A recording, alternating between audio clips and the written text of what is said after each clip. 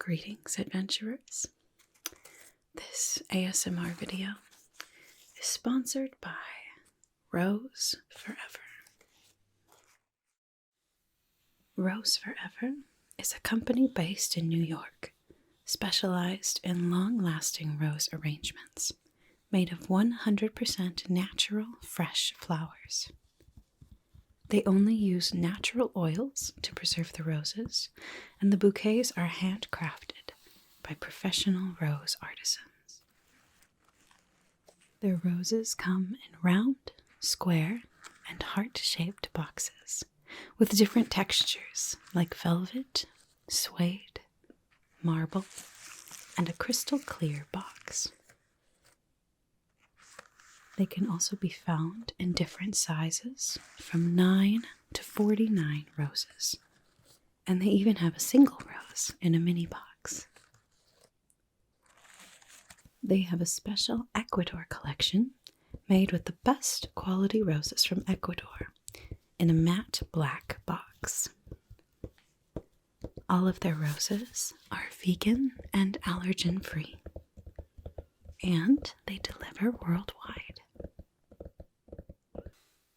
So I received this bouquet about a month ago or so, and as you can see, it still looks amazingly fresh, like the day that I opened it. I got the baby blue color roses here, very unique, very delicate, beautiful color in the velvet box, and they are absolutely beautiful.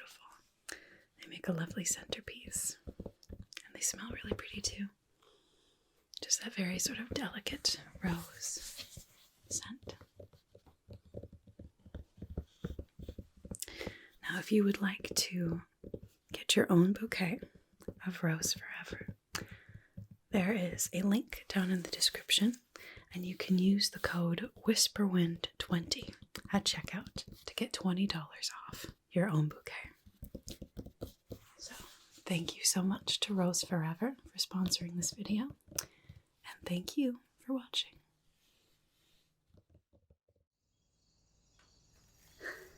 Really? And then what happened? Oh my goodness. Miss Dahlia, you tell the best stories. I just love our little daily conversations that we get to have. Yeah, I know. I cannot believe that the daisies said that. Although, I mean, they do say a lot of things, don't they, those daisies? So, I guess you never really know with the daisies, but I'm glad to hear how you handled it. That was very, very mature of you. You are definitely a leader amongst your peers here in the berry nursery. Yes. Well, that's not a very fair question to ask me. I love all of the plants here equally. Of course. But you know, if I had to pick one, you would probably be my favorite. I know. I think it's pretty obvious, but yeah, you would probably be my favorite. Hello. Sorry, Miss Dahlia. We'll talk later, all right? Hi. Sorry, just, going through and having my daily conversations with all the plants here, making sure that everybody's okay. I'm Myrtle. What can I do for you? Oh, you must be my appointment today, right? Oh, I am so excited. I have been looking forward to this all week. This is such a big, important day in the Flora Fairy's life, and I am so excited to get to share it with you. Oh, I just can't wait. Okay. Well, why don't you have a seat and we'll get started, okay? Okay. So, as you know, I'm sure that you know, every Flora Fairy is very, very attuned to the magic of the land. Things like, the ground and the plants and the flowers and the trees and all of those wonderful, amazing things. But every Flora Fairy, when they come of age, they get to choose one special flower or plant. It doesn't always have to be a flower.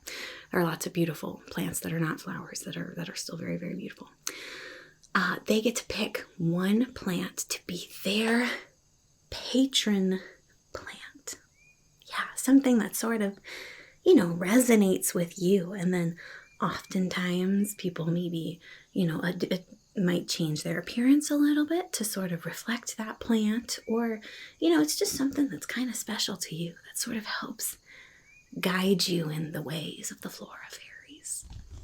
I'm so excited to help you choose yours today. Yes.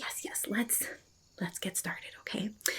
I have chosen a few here that are, some of them are a little bit popular, some of them are a little less well known, but they're all wonderful patron flowers here. So I'll show you these. And if none of these work for you, it's a-okay. We have thousands and thousands and thousands and thousands of plants that we can choose from. But that's usually a little bit overwhelming at first. So we'll start with the ones that I have chosen here for now. You let me know if there's one of these that sort of just resonates with you, okay? And then we'll go from there. Does that sound okay? Okay, great. Now why don't you start? Just tell me a little bit about yourself, about what you like about being a flora fairy, about what you like to do when you're not doing flora fairy things, or how you would describe yourself, your personality, just anything like that, anything that you would like to share with me. It'll be a good place to kind of start. Okay. Okay, that's great. Yeah.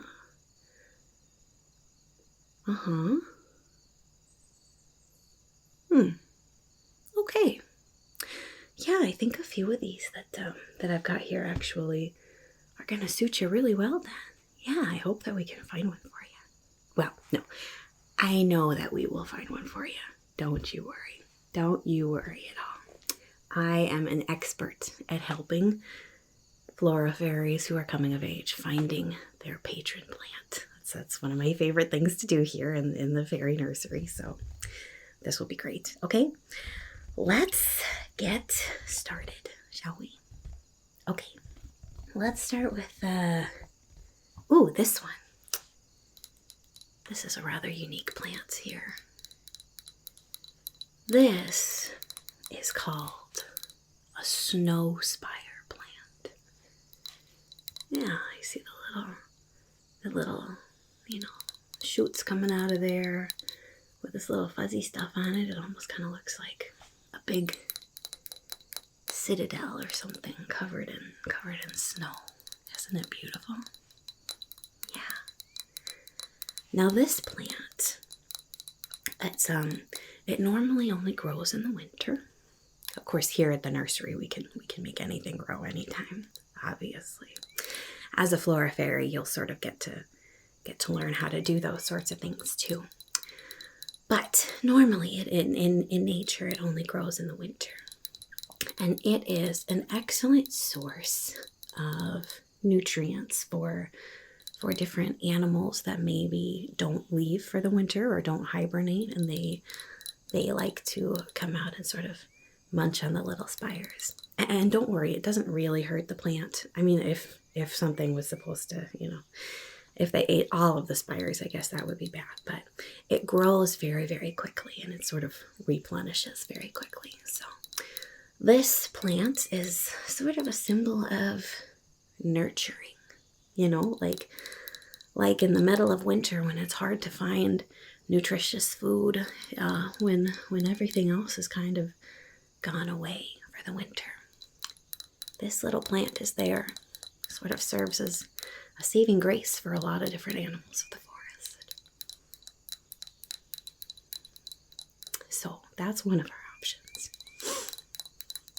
Oh, no, you don't have to tell me right now if this is what you want. I'll show you all of them and just let you kind of think about it a little bit, okay? Don't want to rush into a hasty decision. Your patron plant is very, very, very important. We want to make sure that we get it right. So, I'll show you the options here. You can just kind of make a mental note of which ones of them that you like, okay? Okay, sounds good. So here's our first one. The snow spire plant. Let's see. Oh, this is a very special one too. This is one that is quite popular, especially with this current generation of fairies that have been growing up lately. This is called the frosted inkberry. The frosted inkberry plant. You can see the leaves here. They almost sort of look like they've got a frost on them. Although this one does grow all the time. It's not just a wintry plant. It just kind of looks like that. It's got this cute little fuzziness on it. Now the fuzzy is actually there to protect the plant. It sort of deters bugs, things that would hurt it. I mean, obviously bugs need plants, like that's very important, but some bugs are harmful to plants, and this kind of protective coating helps to protect this particular plant. Now it's called an inkberry because when these little purple little shoots right here blossom, they have these tiny little berries on them. And they're sort of a nice, like, light purpley color. They look, similar to this color right now. But when you crush them and you make ink out of them, it actually makes a very, very deep purple ink. We use it quite a lot, just for writing in general. I use it in the library all the time. I know that. It's sort of an unassuming little plant. And the berries, although they're very, very small, you can get a lot of ink out of them. A lot of ink. So this plant is one that's more hardy and more useful of a plant. Well, I mean, the snow spire is useful too, but this one is very useful to us as fairies. And it's also very, very lovely. It's got, these purple flowers and then the yellow flowers too. Now these are a favorite of little bees. They love to come buzzing around and taste the nectar from these little flowers. It's quite nutritious for them. And they make wonderful sweet honey when they have feasted on a frosted inkberry plant. So that's another option that we could have for you. This one is it's very aesthetic. It does a few different things, which is kind of fun. And it's just got such a unique look to it. A lot of people like to choose this one. Not that you have to, but that's just another option for you, okay? Okay, sounds good here. I'll put that one right over here, right next to the snow spire. Let's see, which one? Well, why don't you look at them and tell me? You point to one. That one? Sure. This one is very interesting. This is incredibly bright, isn't it? It's quite a fun color. This is called the sleeping yaks. Sleeping yaks. This plant, if you grind up the pink part of the leaves, it creates a very, very powerful sleeping draft. You will get an excellent night's sleep if you take this. And now in the morning when you wake up, you'll probably be a little bit groggy. So if you take the purple part of the leaf and you grind that up, it makes a tincture that it helps to really wake you up. So you take the pink at night and then you take the purple in the morning and you'll get an amazing night's sleep and then feel nice and refreshed and awake and energized in the morning. So it's a very, very useful plant. Yeah, I believe over at the healer's shack, they use this one all the time when people come in and they talk about not being able to sleep very well. This one is very, very special. A lot of fairies use this. And it's also just very pretty. The colors are incredibly vibrant. Almost iridescent, really. Yeah. So there's another option for you. Okay, that's the sleeping yaks. Now, another one that we have that is very, very popular, especially with sort of this younger generation of fairies coming out, is different kinds of succulents. Now, succulents are very aesthetic apparently. They're unassuming. They're quite easy to grow and take care of. They're a very hardy plant, but they still look, you know, sort of soft and delicate. This one has some very soft, fuzzy leaves.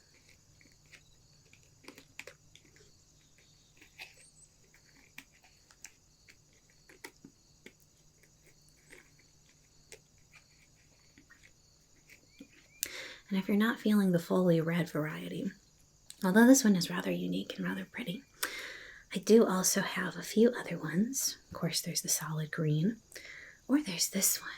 We call this the rainbow succulent. You can see it's got all different shades there, from a vibrant green, and then it fades to sort of a yellow, and then it goes into that lovely red color. So that's a very pretty one. These look lovely just, you know, sitting on a desk wherever or out in your garden. It attracts the right kind of insects that you want in your flower gardens. It'll help other things grow very, very well. And it's just, like I said, it's a very hardy, sort of nice, solid plant. So a lot of flora fairies like to choose this one. Yeah.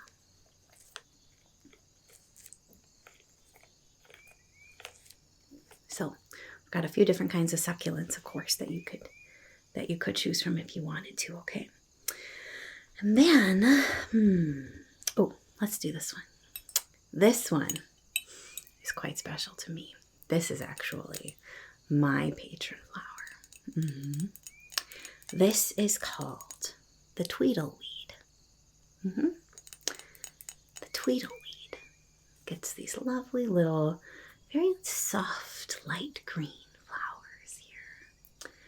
And the tweedleweed is absolutely excellent for bees and for other pollinating insects. It is incredibly nutritious, and if you have tweedleweed in your garden, you will have a whole bunch of little bee friends.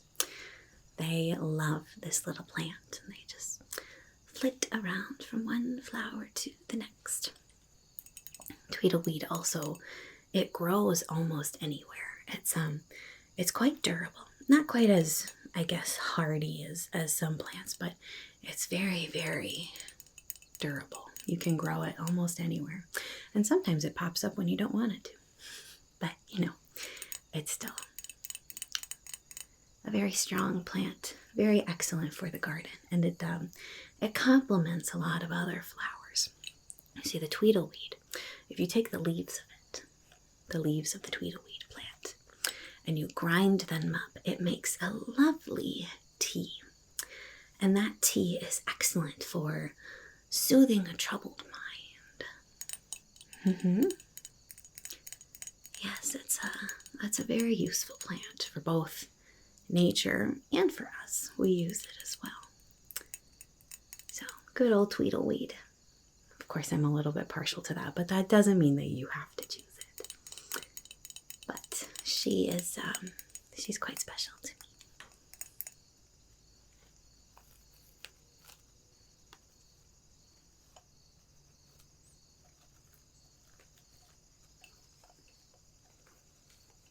So there's tweedleweed. And then there's another one that is, it's very, very rare. Some people don't even think it's a plant. It almost looks like it's more of a mushroom. But I assure you, it is not fungal in nature. It is floral. But not that there's anything wrong with fungi. Of course, we do a lot with fungi as berries. Fungi are very useful and wonderful as well. But this is a flower. It is it's quite exotic. It only grows in a very, very special meadow near the root of the mountains. And it only grows on the shores of a little pond there that has fairy water in it. So it's very special and it's very rare. I mean, of course, here in the nursery we can grow it because we're flora fairies, obviously. But, you know, for everyone else it would be hard to grow, I guess. But it is very, very exciting. Are you ready? Okay. This little plant right here is called fuzzy agrathary. Fuzzy agrathary. Now this flower attracts all kinds of very rare and interesting bugs, especially different butterflies. Lots of the more technicolored butterflies that we have here in the forest. They love to rest and to drink the pollen of the fuzzy agrathary. So when you go to the meadow that has the fairy spring in it, you will see lots of these little guys popping up out of the land, as well as lots and lots of butterflies. It's absolutely lovely. Now, the fuzzy agrathary.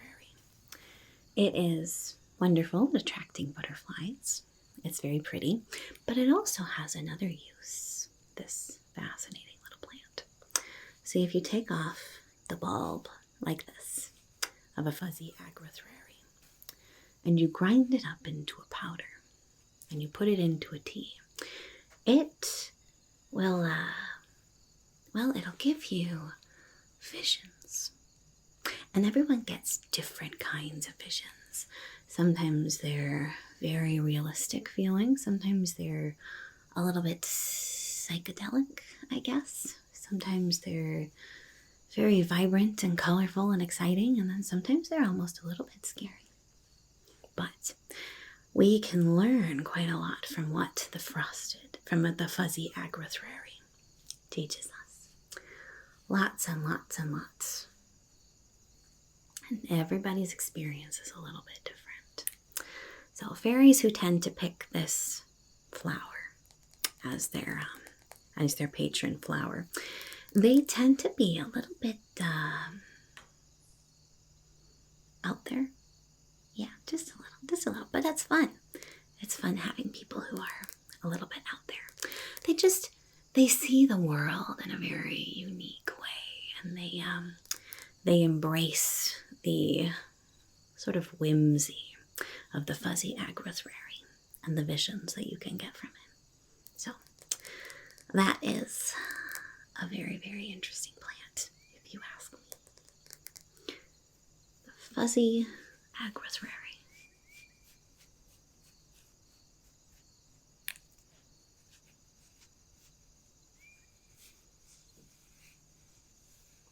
So that's another one for your consideration.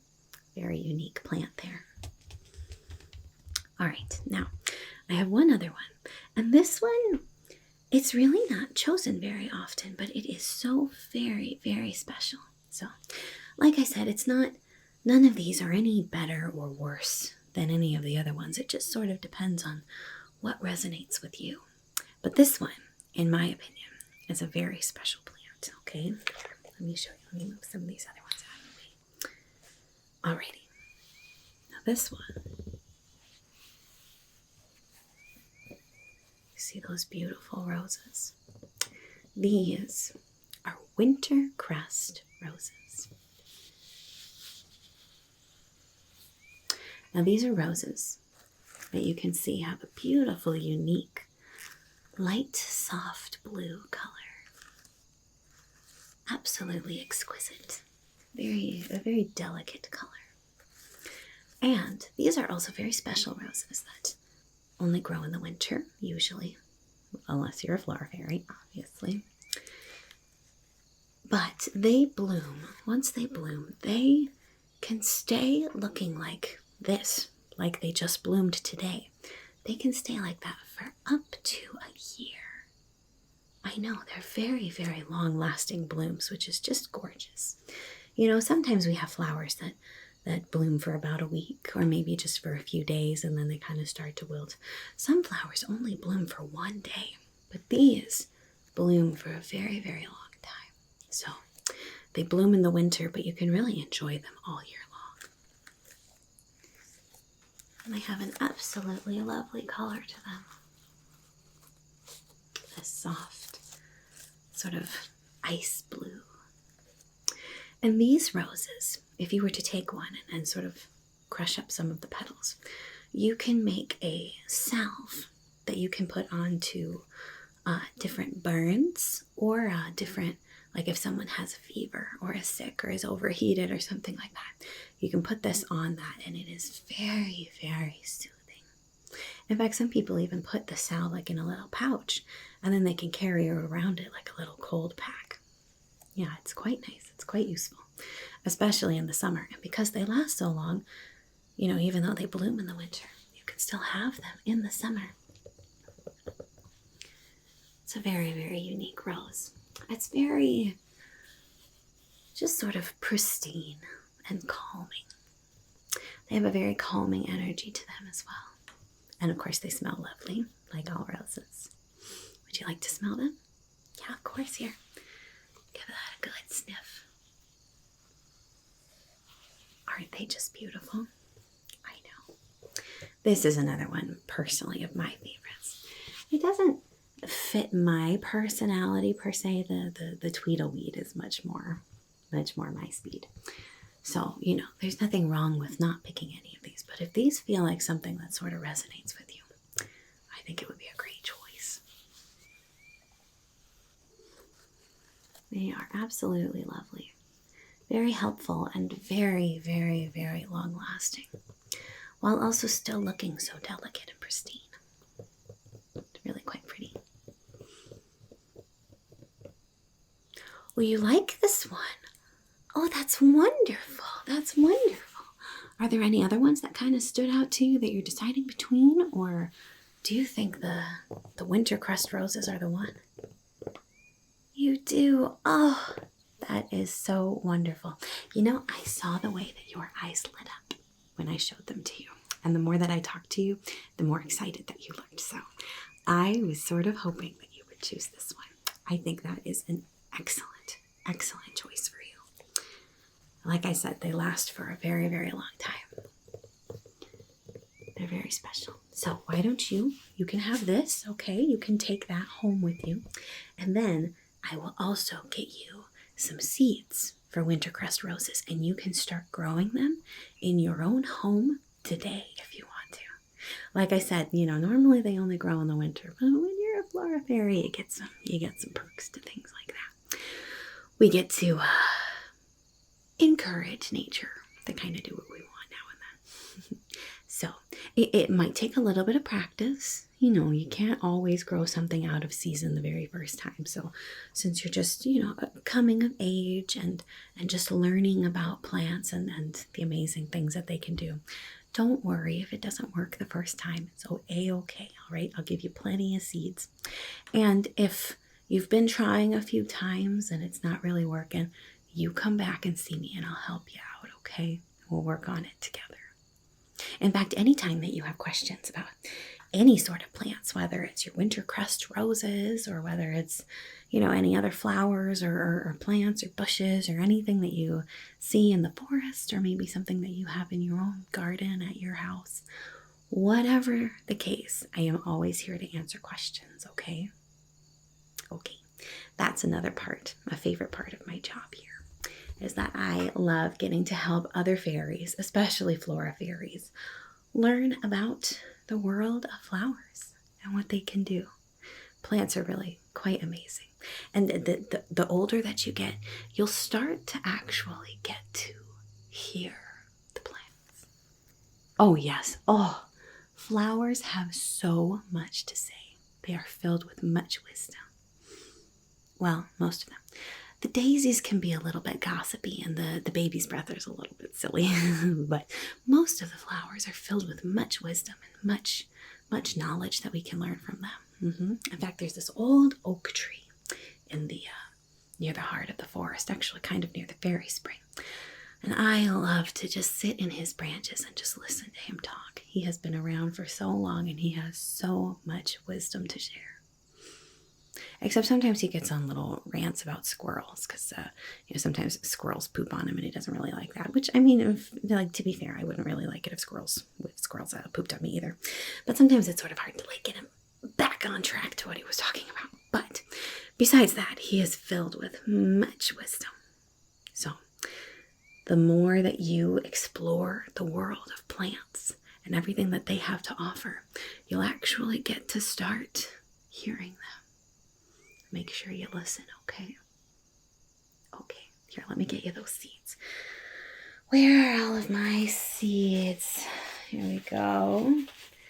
That's the sleeping yaks. That's the daisies. That's the dahlia. Fuzzy agrithere. Ah, here we go. Oh, here we go. This little pouch has wintercrust rose seeds in it. I would start with just one for now, just as you're practicing, you know. And then once you start to get the hang of it, they might like just bloom a little bit at first. And that's perfectly okay. Like I said, you're still learning. But the more that you work at it, the bigger and the more full and vibrant that your plants can get. So then you can, you know, maybe start with 3 plants at the same time. Even try different techniques. Most of the time, plants respond to being spoken to. They love hearing your voice. Or if you like to sing, they love hearing you sing, okay? Yes, we have a lullaby in here every night, don't we? Yes, we do. Yes, we do. Whose turn is it to pick tonight? Oh, it's the baby's breath. Okay. All right. Nope, that's perfectly fine. Whatever you would like, baby's breath. Of course. Yeah. They pick the same song every single time. And that's okay. That's okay. At least we kind of rotate through different people, but it's a little bit of a silly song. But that's okay. That's what the baby's breath likes. So, I will give you, there's your little seed pouch there. Like I said, maybe just start with one at a time. See how it goes. And if in a few days you haven't gotten any results, or at least not the results that you want, you come back and I'll help you, okay? And then here are your beautiful winter crest roses. I am so excited for you. This is the start of a brand new journey into being a flora fairy. There's so much to learn. There's so much that you get to do. And there's so much to grow into. No pun intended. Anyway, so enjoy your beautiful winter crest roses. And maybe I'll see you in a few days, huh? Okay, well, you enjoy your flowers for now, all right? I'll see you later. Bye-bye. Oh, yes, Miss Dahlia. Yes, Miss Dahlia. I know that we were talking. I just had to help them, you know. It's part of my job. As much as I love talking to you. Okay, yes, that's fair. That's fair. You're looking lovely in pink today, my dear. Yes, you are.